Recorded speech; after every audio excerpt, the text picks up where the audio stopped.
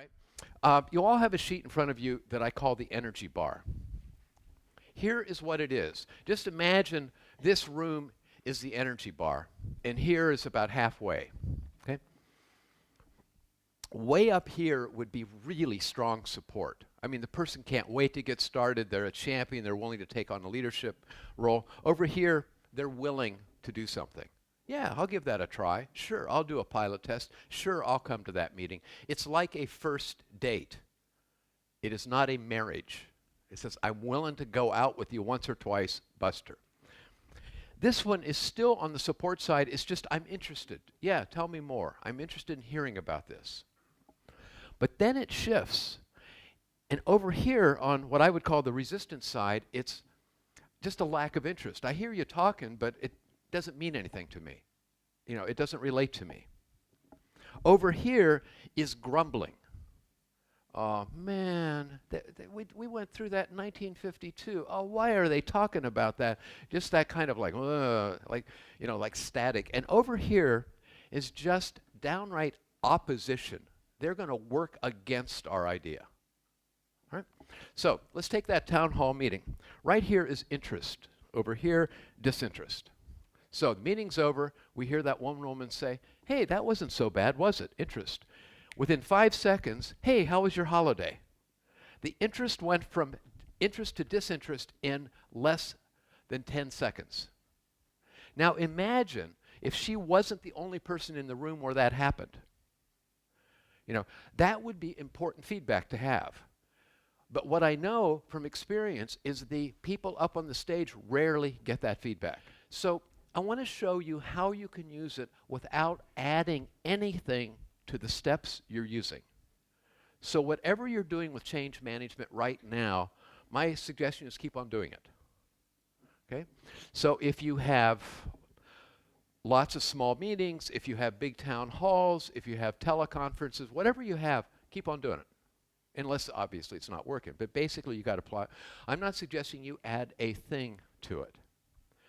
What I am going to suggest is that you begin to focus differently on how you use those tools. And it may not be a difference for some of you, but quite often what I find is a difference. All right? But I want to tell you a story first. I'm a part-time musician, and when I perform, I play jazz, or try to play jazz. But when I practice all kinds of things, and in particularly, I love to practice Bach, who did not play jazz. Bach lived about 300 years ago. And I find Bach infinitely inspiring and challenging.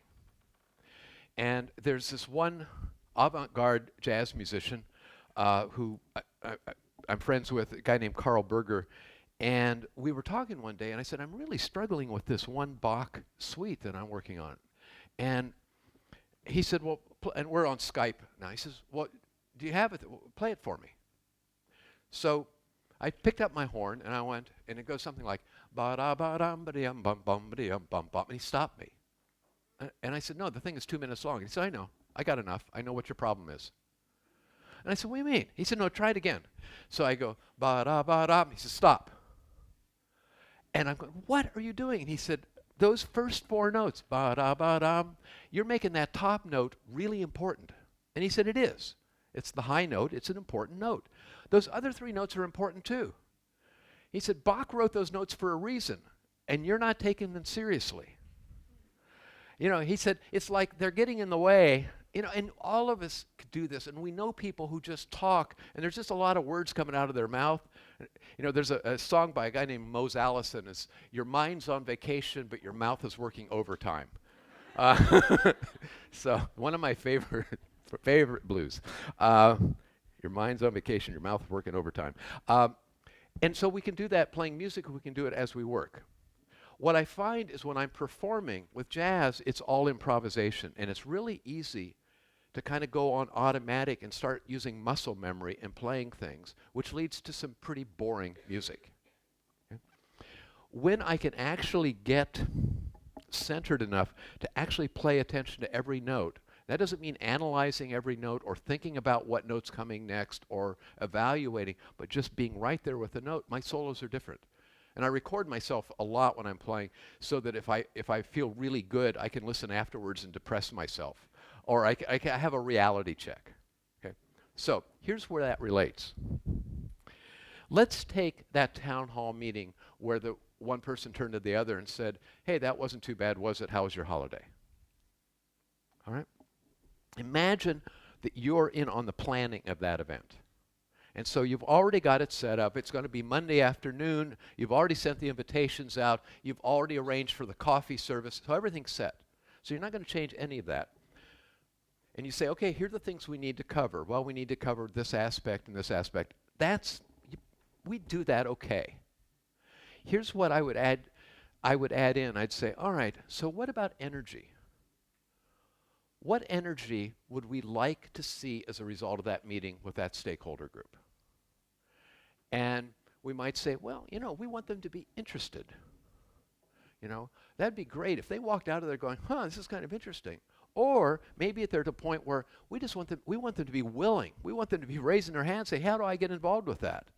And let's say maybe we're not up here where we really need them to be champions and leaders yet, but man, if we could have one of these two, that would be great.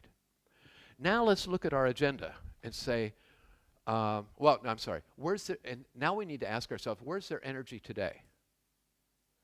And they might say, well, a lot of people don't think it applies to them, and some other people are grumbling about it like it's a flavor of the month. We've done that kind of stuff before, and a few people are up here interested in it.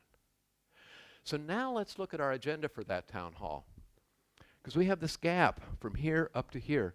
Is our agenda likely to move energy up in this direction? Okay? And we start to look at it and say, well, it's 5 of us and we're all talking for 90% of the time. We got a lot of good information. Is that going to shift their energy in the direction we want it to go? I think it's going to shift their energy, by the way. I just don't think it's going to shift it the way they want. So you could look at that and say, maybe we have too many slides. I had a client call me where their typical presentations are 50 slides. And the part of it is it's a very competitive, very bright organization. They have to prove themselves. And I kept saying, try to do it without slides. And he called me and said, I did it with 5 slides. And I said, how was it? He said, it was hard, but what happened, there was a lot more conversation.